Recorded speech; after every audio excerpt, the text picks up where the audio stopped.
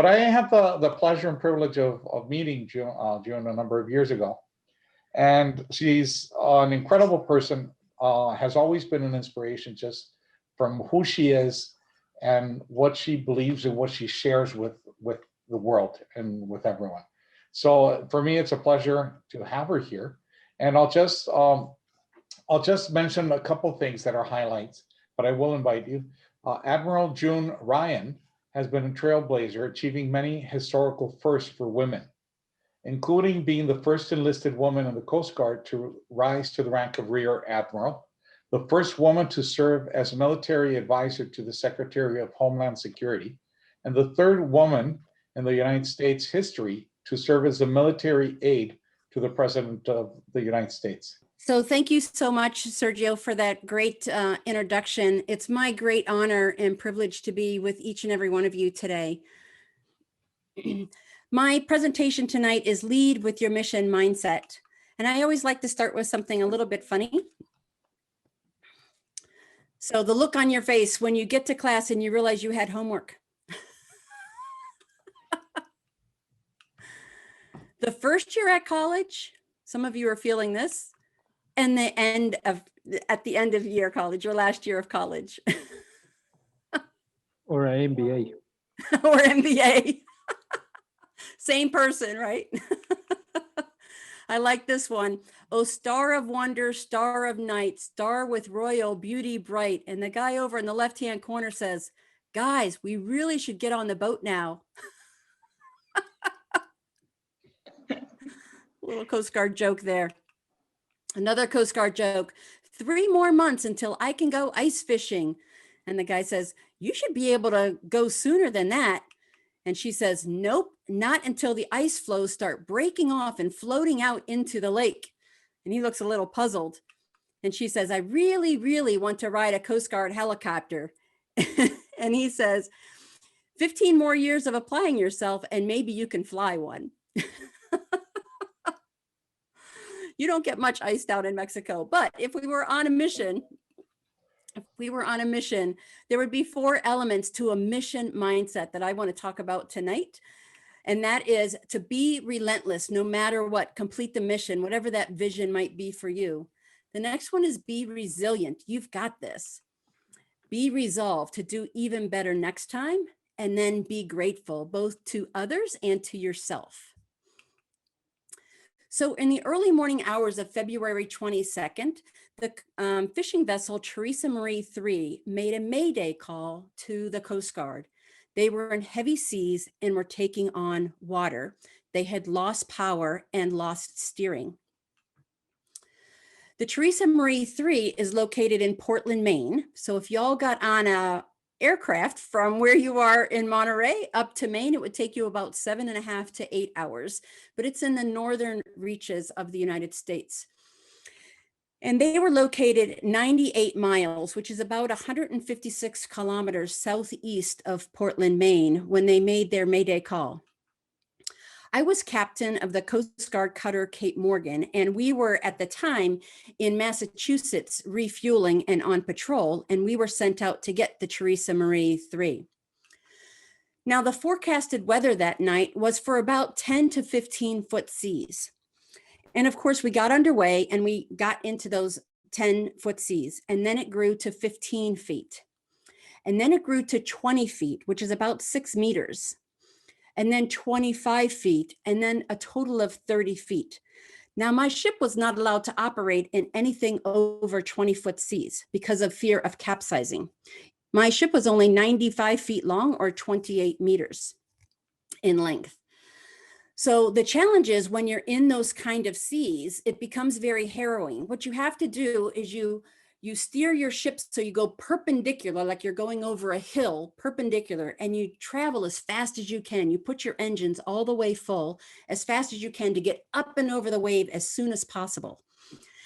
The reason for that is as you travel up the wave, your bow starts to get sucked in, almost like whenever you sleep in your bed, you get sucked into the mattress. The bow gets sucked in, and if you don't make it up and over, the wave will actually come and curl on top of you. Now, 30-foot waves or a 9-meter waves. Think of it like this. If you were on a sidewalk looking up at a 3-story building, the roof of that building is the top of the wave coming down to crush on top of you. And so we had to go up and over each one of these waves. The whole point was to get up and over. And then once we got up and over, then the terror really began, because now you're on the back side of the wave. And the challenge is you now have to take your engines and pull them almost reverse so that you're going backwards, because you'll slide down so fast on the backside of the wave that the nose of the bow of the ship will actually pummel into the bottom of the wave, and you'll flip over head over heels. Now, to put it in perspective, if you've ever been on a playground with a little child, a 2 or 3-year-old that goes down the slide head first, and they get to the bottom and they go head over heels, then you know what a pitch pull is. And that's really, really a scary part. The challenge on this particular case as well was the seas were confused. So the waves would be coming up from this side. So we would go up and over the waves here, and then the next wave would be over here. So we had to move our wheel all the way over so that we could go up and over this wave, because if you got sideways, obviously we get rolled over. 22 hours later, we got there and we got back. Mission complete. We had an absolute mission mindset. And the 4 things, many things played into that, but 4 of those elements I carried not only on that mission, but throughout my 35-year career in the Coast Guard. We're going to talk about those today.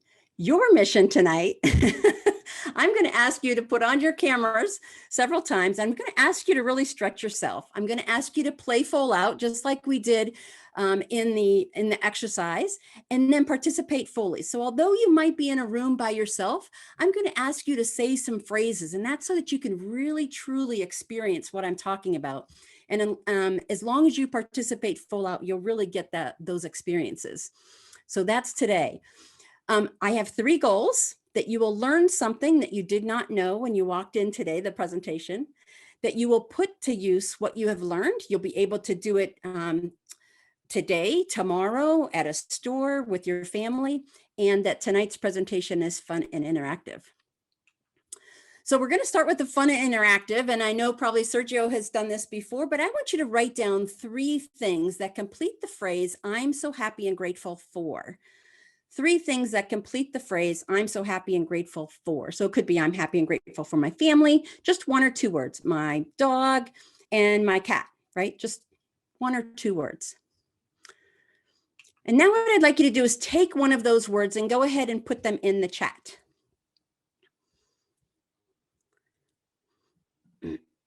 Oops. And Sergio, can you see the chat? I can't see the chat right now. Oh, there we go. Okay, I see family, wife, health, being alive, healthy, Lori, my life. I like that one too. I'm so happy and grateful. So we have so much to be thankful for. And we know that the more, and there was, my father is a COVID-free. Ooh, yay, my father had COVID as well. So I know exactly what that feels like. And we know that by having this attitude of gratitude, by having an appreciation for what we already have, it's like a magnet. We start attracting more things to be grateful for. So it really starts to do that for all of us. So I am so happy and grateful to be here today to just share with you just 4 of these ideas of a mission mindset. So we've already talked about the attitude of gratitude and how it can affect both you and yourself. We're going to talk a little bit later about how it can affect yourself later in the presentation. So the next one I really want to talk about is be relentless no matter what. When we were on the storm, where we were in that storm, we were getting the Teresa Marie 3 no matter what. We go up and over those waves. We're like, we are doing this. We got this, right? Up and over. We were relentless to make sure that we made it home, absolutely without a doubt.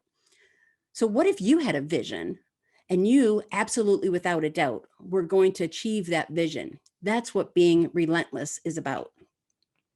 We know that we're stronger together. You have cohort here together. You have fellow students and fellow faculty members, right? We know we're stronger together. So if you look at this line, we call it a line. You would call it a rope. Some people call it a rope, but look at the fibers. It's no bigger than as thin as my hair, the fibers. But when you take those fibers together and you wrap them together in a yarn, and you take the hundreds of yarn and wrap them together, and then you fold them and braid them into a line, it can hold a whole aircraft carrier, an entire aircraft carrier, just by something as thin as a piece of hair. We are stronger together. Many of you have seen geese that fly in formation. There's a particular reason why geese fly in formation. When they fly in formation, it's very much like a ship going through water. As a ship goes through water, it makes the waves ripple on either side of the bow, right? We've all seen that. What happens, the same thing happens with the lead goose. They will be flapping their wings and it disturbs the air, making it easier for the geese behind them to fly. And in fact, they've recently done a study, scientific study, that has proven that geese that fly in formation can travel twice the distance of a goose that travels alone. Let me say that again. Geese that fly in formation can travel twice the distance as a goose that flies alone. And we know that when we travel together, we can go farther. We can always go farther. So being relentless, having that no matter what attitude. The next one is being resilient, this I got this idea. So go ahead and put on your cameras. This is going to be fun. Everybody stand up and cross your arms like this lady has her arms crossed.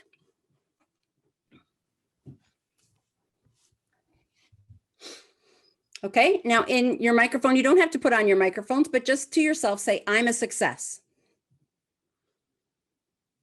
You feel how that feels? Feel how that feels in your body. Okay. Now, what I'd like you to do is, again, stand up and put your arms up like this and maybe pump your fists a couple times like, yeah, come on, stand up and do it. Yeah. Now say, I'm depressed.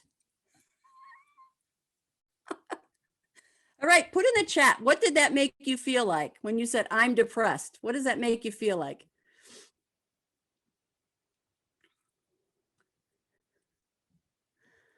Laughing, not depressed at all, the opposite, fun. It's funny. Right. And who's responsible for that? Who's responsible for that laughter and happy, energetic, right? You are. They've actually done studies where they've taken blood work from somebody who stands like this, and then taken blood work from somebody who stands like this, the same person, just for 5 minutes, having their arms up over their head. And they have quadrupled the number of endorphins, those happy hormones going through their body, in 5 minutes. You can go from this to this in 5 minutes. Amazing, just in your own body language. But as some of you just said, like they were confused, right? We want our words to also meet our actions. And we know that our rescue swimmers jump out of the helicopter and they'll go into those 20, 30, and 40-foot seas. They jump out of the helicopter with this no matter what attitude. Because high achievers and high performing teams don't listen to their mind, they talk to it. Let me say that again. High achievers and high performing teams don't listen to their mind, they talk to it. And I talked to one of my rescue swimmer friends of mine, and I said, what was your mantra right before you get on the edge and jump out of a helicopter? And he said, I always told myself, I don't stop when I'm tired, I stop when I'm done. I don't stop when I'm tired, I stop when I'm done. That's what being relentless is all about. So my question for you is, what's in your cup? Now this lady, if there's coffee in this cup and I bump her elbow, coffee spills out. If there's water in this cup and I bump her elbow, water spills out.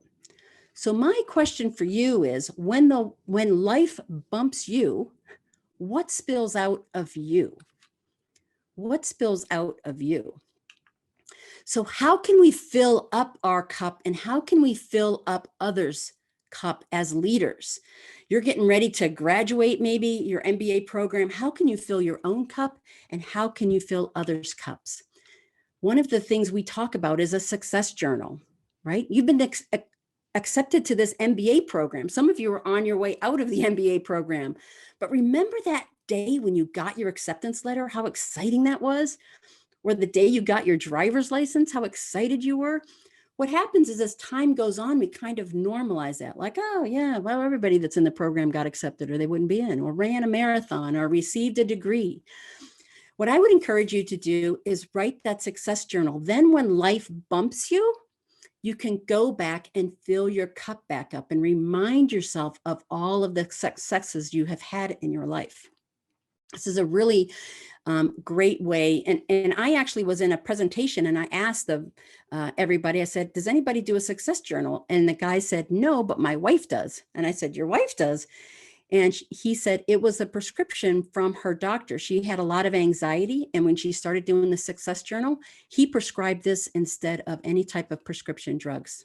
That's how powerful a success journal can be.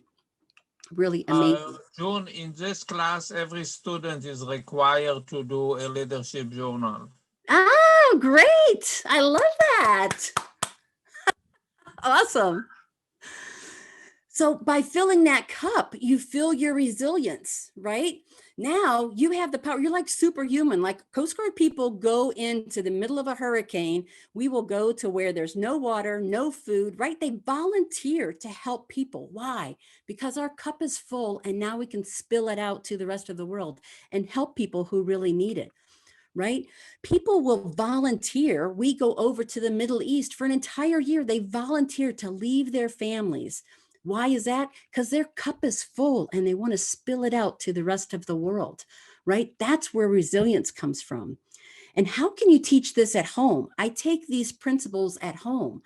So my daughter moved 10 times before she was the age of 15 years old. She moved 10 times.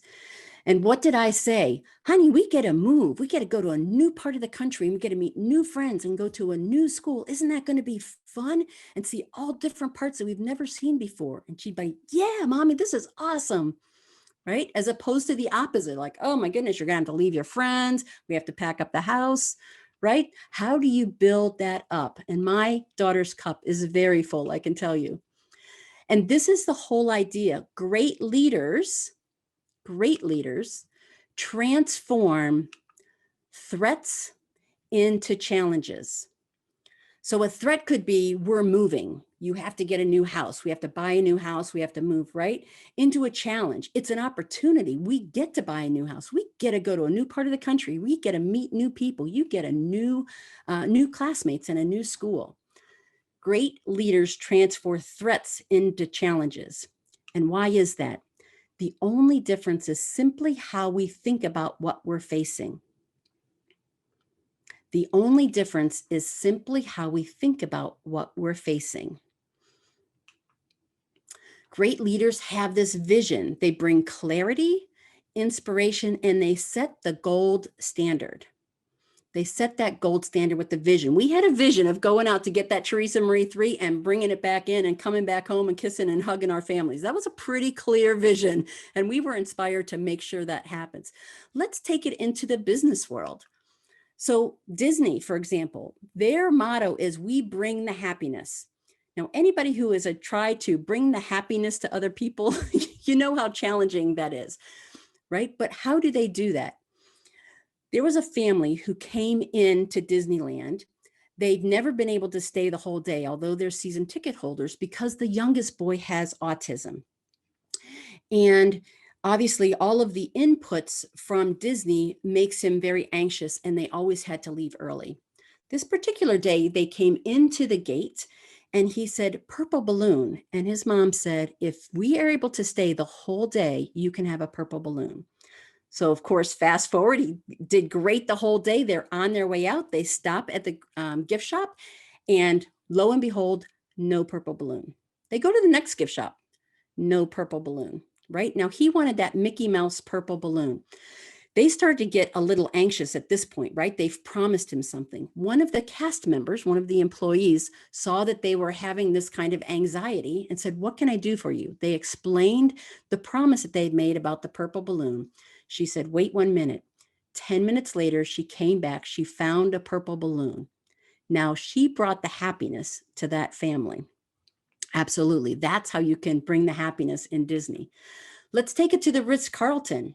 Their slogan, "We are ladies and gentlemen serving ladies and gentlemen." Now, if I'm at the front desk, does that resonate with me? I'm a lady and gentleman serving ladies and gentlemen. Absolutely.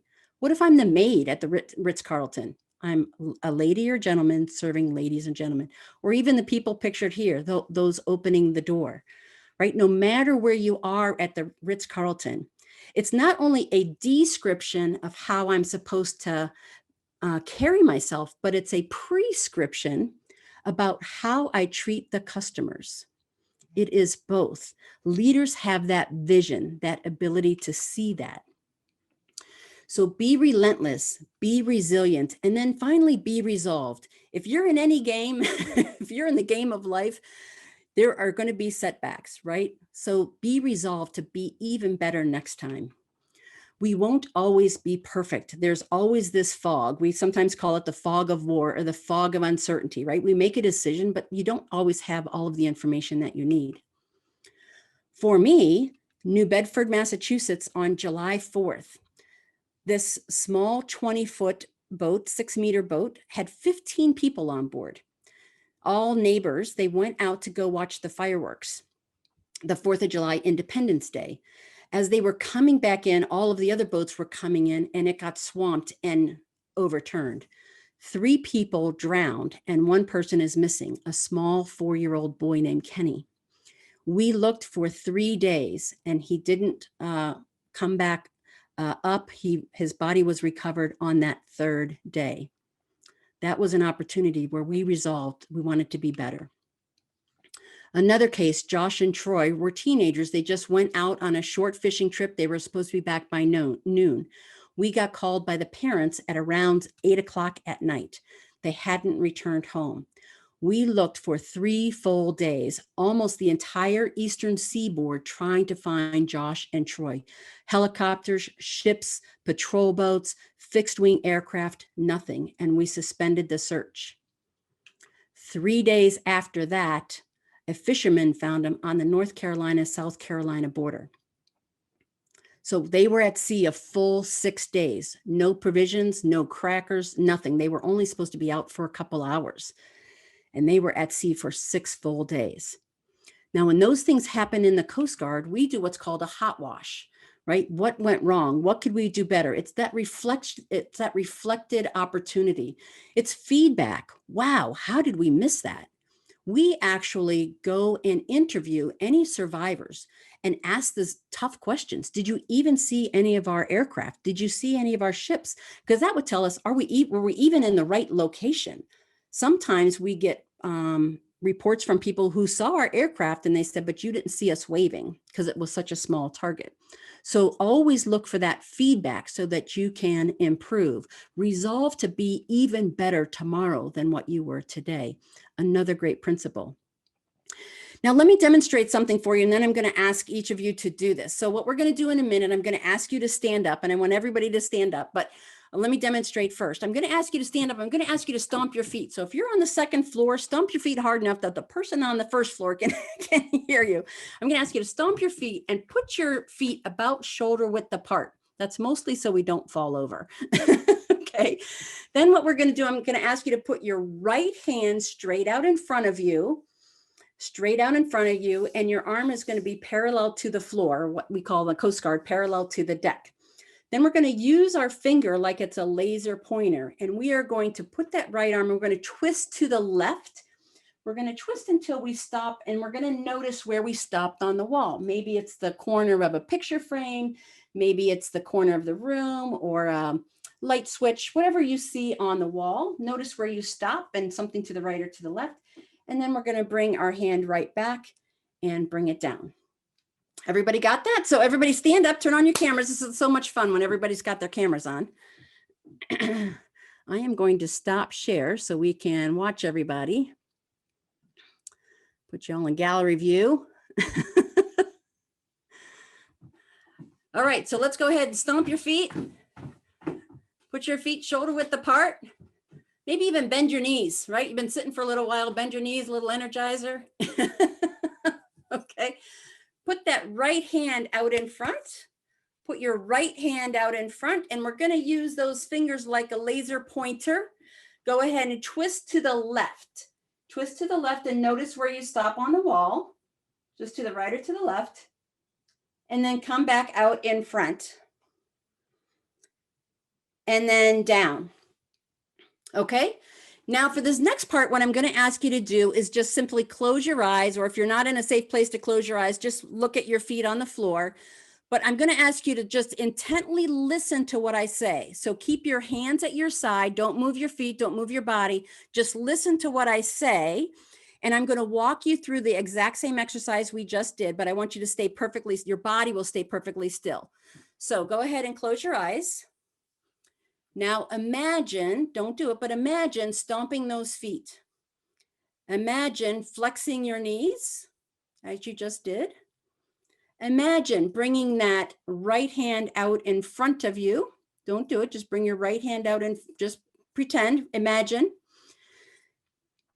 Now using that laser pointer, go ahead and twist to the left and go to that place on the wall that you stopped. And then go just a little farther.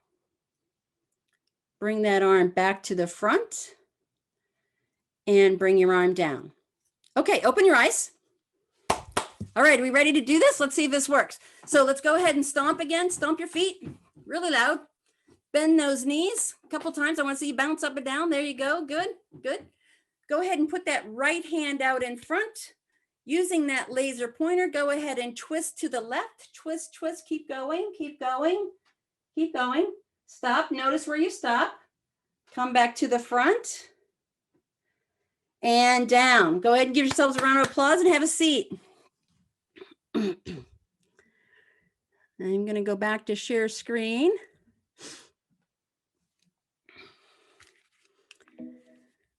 Now go ahead and put in the chat, did you go farther that second time? Yes or no? Did you go farther the second time? Yes or no? One person said no. Yes, yes, I see some yeses. More yeses, great. I've done this actually with an audience of over 400 people and got 100% yeses. That's the largest group I've ever done it and got 100 yeses. Great job, everybody but one. It doesn't work with everybody, but it just really just goes to show you when you have that vision, when you're a leader with a vision, not only can you go to where you want to go, but you can actually go farther. So my question for you, what is your vision? Where are you going? What's that vision? Because if you put it out there, we know through science, we know through neuroscience, we know that how the brain works, that you can actually go farther than what that vision is. And this is the most important point. Ships don't sink because of what surrounds them. Ships sink because they let too much of what surrounds them on the inside. Ships don't sink because of what surrounds them. Ships sink because they let too much of what surrounds them on the inside. Trust me, I do it every day. You can't go from this to this. It's strictly your choice. It's always your choice. I'm on a mission. If I said, I'm on a mission that you get your ideal job. I'm on a mission to make sure that you not only make the income you want, but you make double the income you want. If I said, I'm on a mission to make sure whatever you want happens, most people would say, anytime you say I'm on a mission, it kind of takes people back like, whoa, don't get in her way, right? So how can you have this mission mindset? I'm on a mission with whatever you want to accomplish in your life.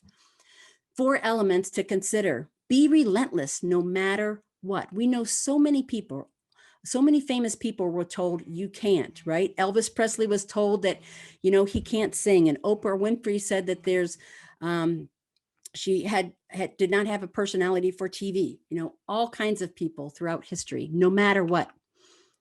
Be resilient. You got this. Remember, successful people, high performance teams do not listen to their mind. They talk to it.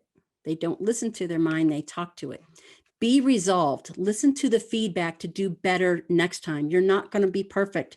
And just how can you just be even better next time and the next time and the next time? And then obviously you already have that attitude of gratitude in those success journals, both for others and for yourself. And for you. I'm so excited to hear. That's awesome about the leadership journal. I'm just so excited about that. So why is that? Because we are all in the same business. I'm in the business of service, being in the United States Coast Guard. If you're in business, I don't care what business you're in, if you are making widgets, you're in the business of service. You're there to serve other people. We are always here in service, no matter your business.